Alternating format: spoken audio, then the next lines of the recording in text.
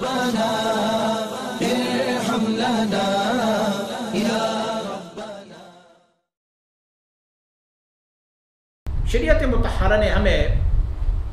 خواتین کو اپنی حسن و جمال دوسروں کو دکھانے سے منع فرمایا ہوا ہے، اور اللہ رب العزت نے حضور سید عالم صلی اللہ علیہ وسلم بارک کی ازواج مطہرات کے لیے جو حکم دیا، اور پھر وہ حکم تمام مومنات خواتین کے لیے ہے، تو اللہ کریم نے فرمایا وَلَا تَبَرَّجْنَ تَبَرُّجَ الْجَاهِلِيَّةِ الْأُولَىٰ،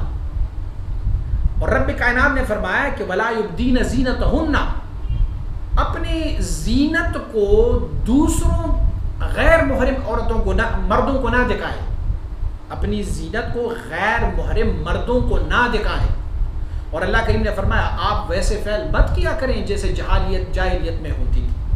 کہ خواتین اپنی نمود و نمائش کرتی تھی۔ اگر ہیل اونچی ہے اور وہ اونچی ہیل غیر مردوں کی نگاہ کا مرکز بنتی ہے تو وہ خاتون کے لیے قطعاً جائز نہیں ہے، اور اگر اونچی ہیل کے علاوہ کوئی چمکدار جوتا ہو، کوئی جس پر موتی لگی ہو، چونکہ ظاہری طور پر خواتین جب پردہ کرتی ہے تو اگر وہ عبایا بھی پہنتی ہے تو ان کی جوتے اس میں سے نظر آتے ہیں، یہ لامحالہ ہے، اور اگر جوتوں کی وجہ سے کوئی مرد وہاں پر اٹریکشن لیتا ہو، مرد اس کی طرف مائل ہو جاتا ہو، تو ایسے جوتے بھی پہننا جائز نہیں ہے۔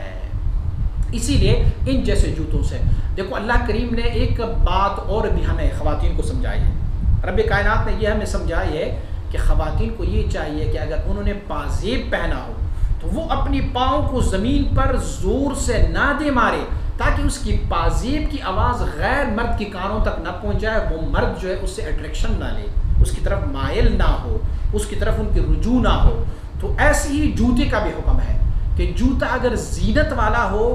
جوتا اونچی ہیل والا ہو، لیکن اگر اس سے یہ خطرہ ہو کہ دوسرے مرد ان کی جوتوں کی طرف دیکھ کے اس سے اٹریکشن ہو جاتے ہیں، مائل ہو جاتے ہیں، تو یہ جوتا بھی ممنوع ہے، اس سے اجتناب کر دینا